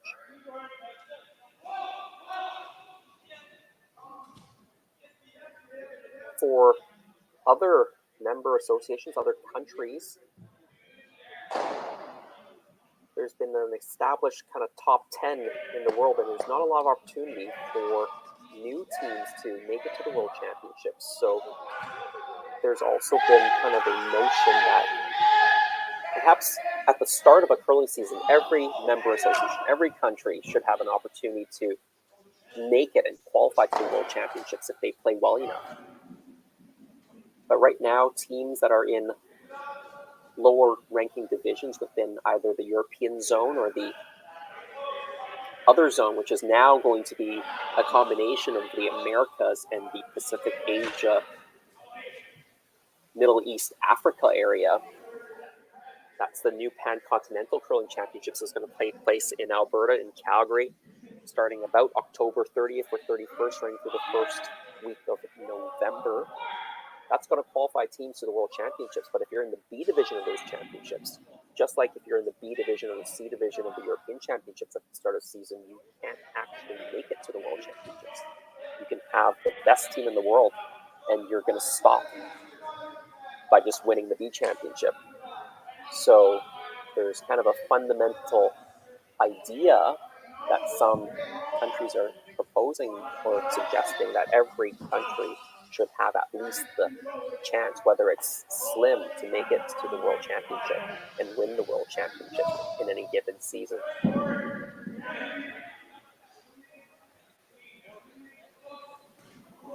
So the funny thing is, we talked about maybe the 13-team championship being a little bit too long, but there is discussion about actually adding teams to the World Championships, but maybe creating two pools. One idea is the two-pool system, kind of like the Brier and the Scotties. There are some drawbacks, and that is you have actually more blowouts early on, and that's not good for broadcasting. And for the World Curling Federation, broadcast money is really key to making these events run.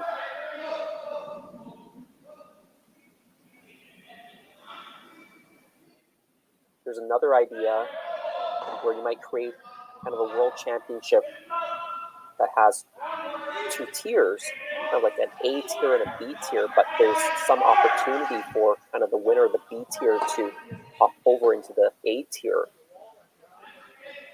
and make it into the championship round. So very preliminary discussions right now, trying to address some of those concerns. And there's a lot of factors. One is financial, one is scheduling. You don't want to make the tournament any longer. You want to make it fair still. You want to have compelling games to broadcast. You want broadcasters to want to broadcast those games.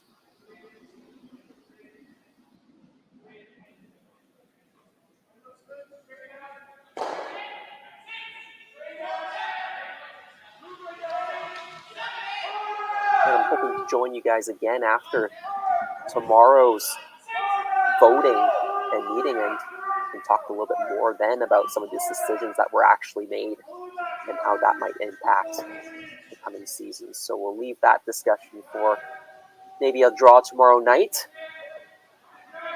But Yellowstone's starting to pile up in this end around the 4-foot. Team Kleibrink sitting 4 stones in the 4-foot.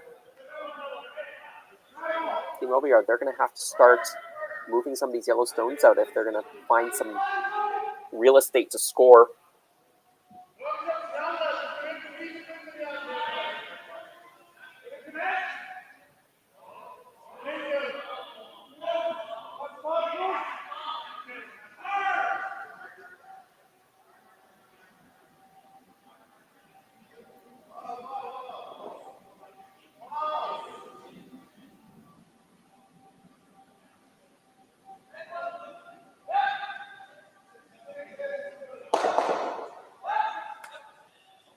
I think they were hoping to make a double there.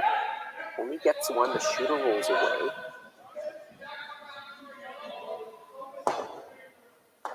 You probably want to hit that lone red stone and roll towards the center. I think that's what Evan has indicated he likes.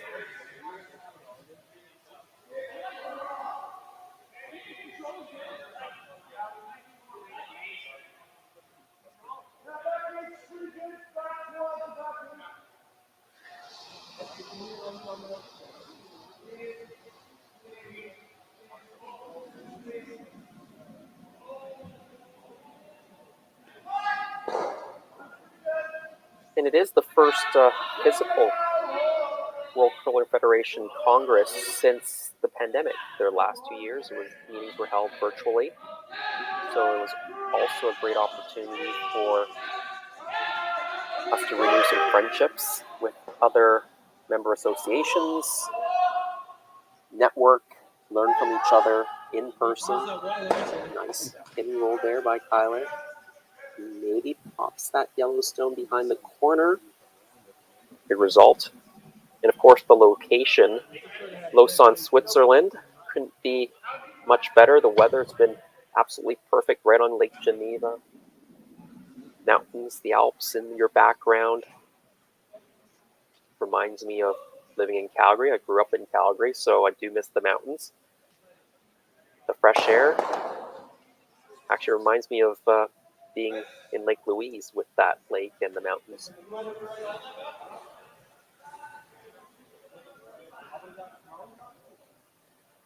And of course, when you're in Switzerland, you've got chocolate, you've got cheese, and you've got wine, and beer. So it's all's good here in Switzerland.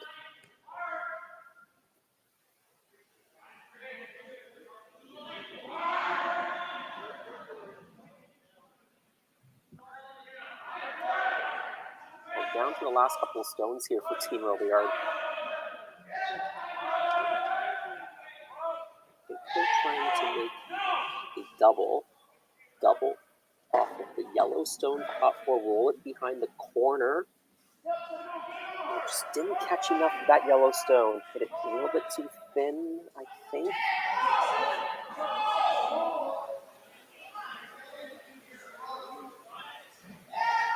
Sorry, maybe a little bit too thick. Yellow's still sitting 3, so looking pretty good here for the force now for Team Kleibrink. Now having a look, where's the best place to put it? Maybe he would even get a steal out of this situation. Not easy to put it in the perfect spot for the freeze, right? You're a little bit too high. You can just draw to the button. You might even be able to draw to the backing. If you're Sebastien, if you're too deep, you can probably just make a quiet tap. So there isn't, there isn't a lot of real estate for it to be perfect. Really have Sebastien by the, I won't say what, but you know what I mean.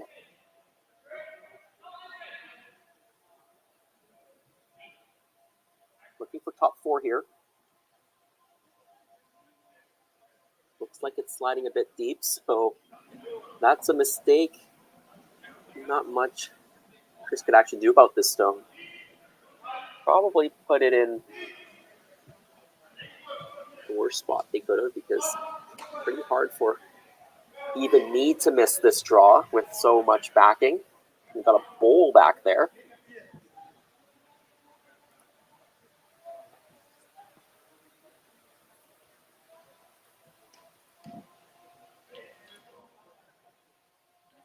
We do have our first final. I believe Dallin Myers has been eliminated by Ryland Kleider in one of those seaside matches.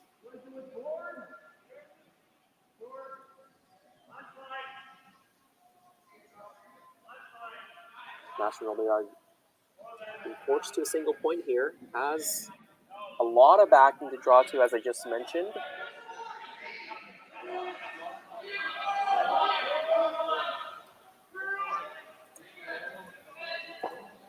Close to unmissable. He takes the shot. It's 5-4 after 7. We're going to come back for the 8th end right after this message.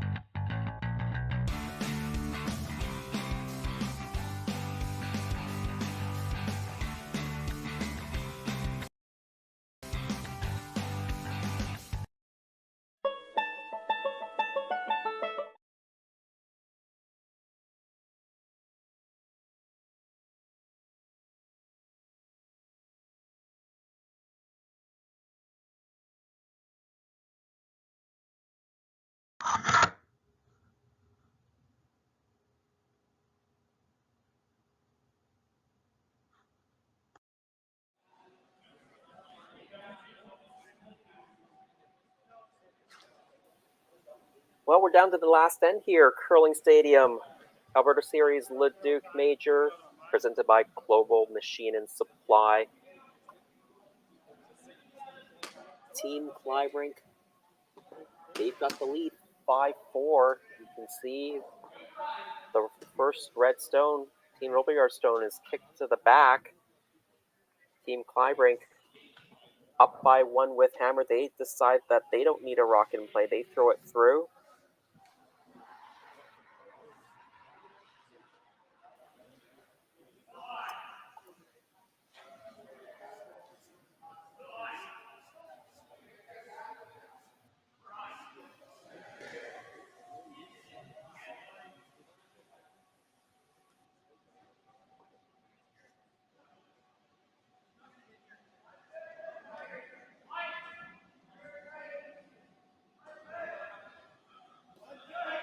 That guard goes up. I think a tick is going to be called here.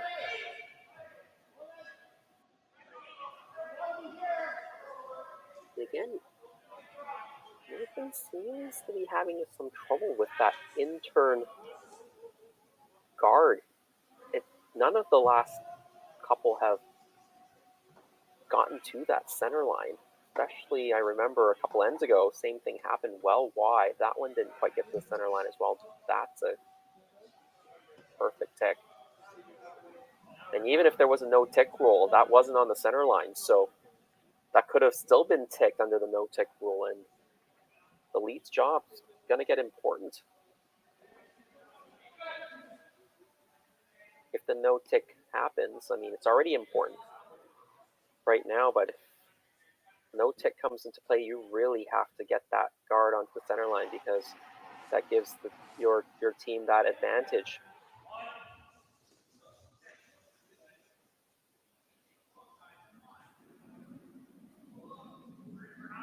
The final score between the Kleider Myers game was, I think, 10-3. I think I was a bit premature in calling it. They were still in progress, but it was heading down the last couple stones, and Team Kleider takes 4, I think, in that last end.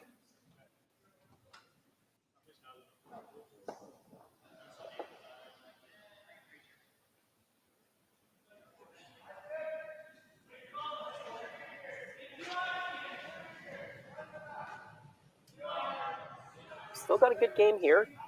Team Kleibrink up 1 with hammer, so they are favored. And after that, mistake lead rock from Team Robillard, then a really good tick from Evan Van Amsterdam. There aren't any guards in play, nothing in the house. So now you're just scratching for a way to get a mistake. Team Robillard, they're going to put up a corner guard instead.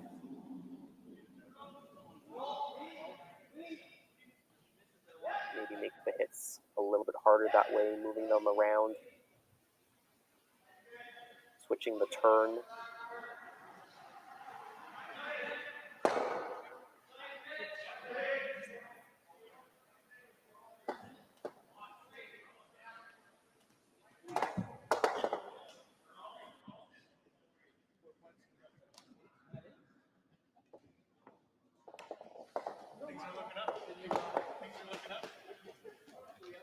And this one slips a little bit too deep, right into the rings.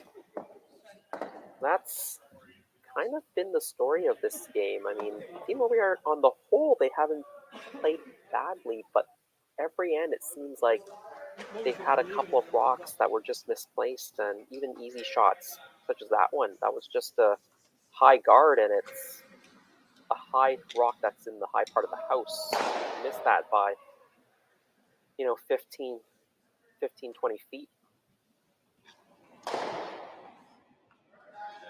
I don't think Kyler really wanted to stay in the rings there. I think that just helps Team Robillard.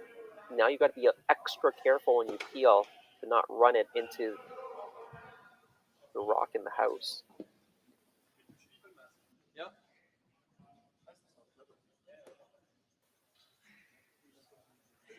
If you want to play this high again,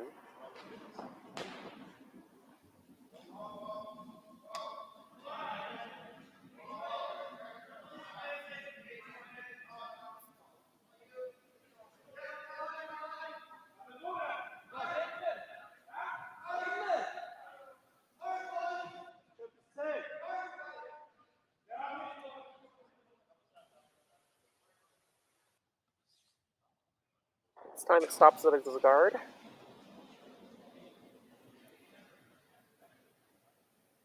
course, he's going to keep hitting everything he sees that's red colored.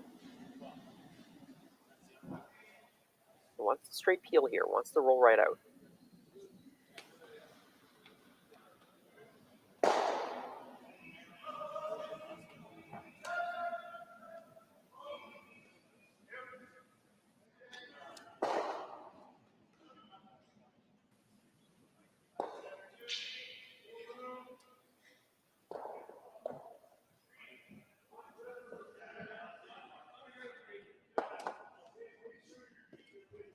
Kleibrink up by 1 with hammer. They've got one in the house. It's not in the best spot for them because by the end of this end, if you keep peeling off the guards, Sebastien on his last will have an opportunity to draw around that yellow stone that's in the top of the house.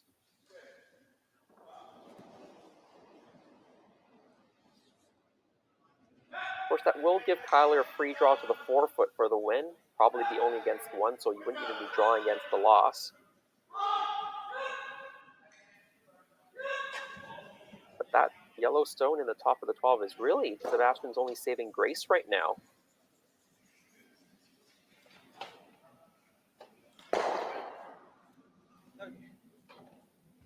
Guard goes up, guard disappears.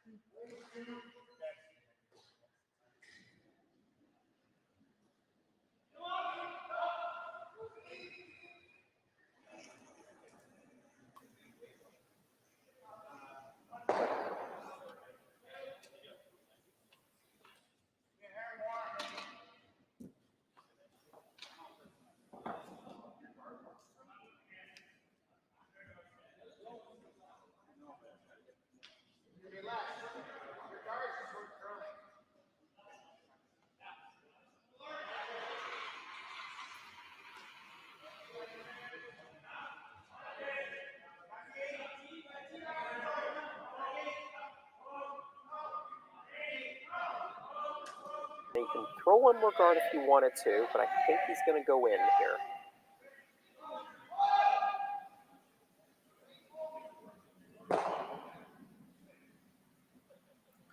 The reason you go in buried is you're tempting Kyler to play the run back, yellow onto red. You hope for a miss. You hope Kyler rolls a shooter out. Then you draw again and sit 2 red stones in the rings, and you force Kyler to either make a double for the win or draw against 2 for the win. Really what you're hoping is Kyler draws against 2 and then misses, and then you steal 2 for the win. The yellow onto the back red, just over curls. Shooter rolls away, not completely out, but red is shot stone, and now I think Sebastien's got his wish. He's going to be able to sit 2 in this situation. Forced Kyler to make a decision whether he wants to hit or draw. Could be drawing against the loss if he hits. Depending on where the stones end up, might need to roll to score.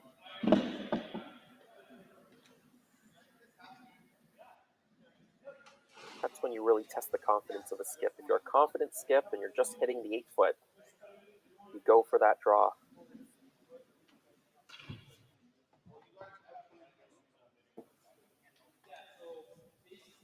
Especially if that hit is a little bit tricky. If you need to hit and roll, for instance.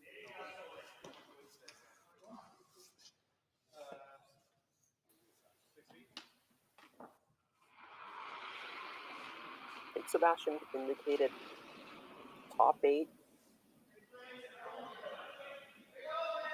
Just bite the 8 or just fully 8. No deeper than that.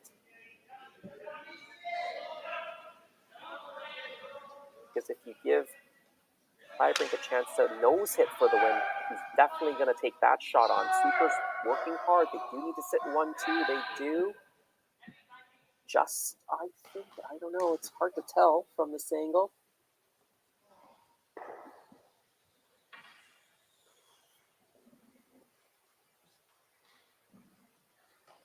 Well, Team Kleibrink is going for the hidden stick. That would be the win, no matter what the yellow-red situation is. Along 12 foot, the sweepers brought it in as hard as they could. Not sure they quite got it there. Hard to tell from the overhead. But here we go, last stone, 8th then. Team Kleibrink, they've never trailed this game. Had it fairly under control, and now an opportunity to stay alive in this event. A nose hit, no problem. Kyler Klebrink, they come away with a big win here. It is 6-4. That's your final. And the team from British Columbia, Sebastien Robilliard, well, they're going to go home empty-handed. A tough tournament for them, 0-3. But Team Kleibrink, they get to continue on their journey here at Curling Stadium Leduc. Well, I want to thank everyone for joining us this draw. There is one more draw tonight, a bunch of B finals coming up at 8 p.m. Mountain Time. Maybe it was a little bit later start than that because we've been a little bit delayed all day, but have your reminders on, have your Curling Zone streams up. The video will start when the games are ready. Well, on behalf of the entire Curling Stadium crew, Roy McCusker, Jerry Gertz, my name is Jason Chang. Join us on Curling Stadium back at 8 p.m. and I'll see you again tomorrow night and give you an update on all those WCF proceedings.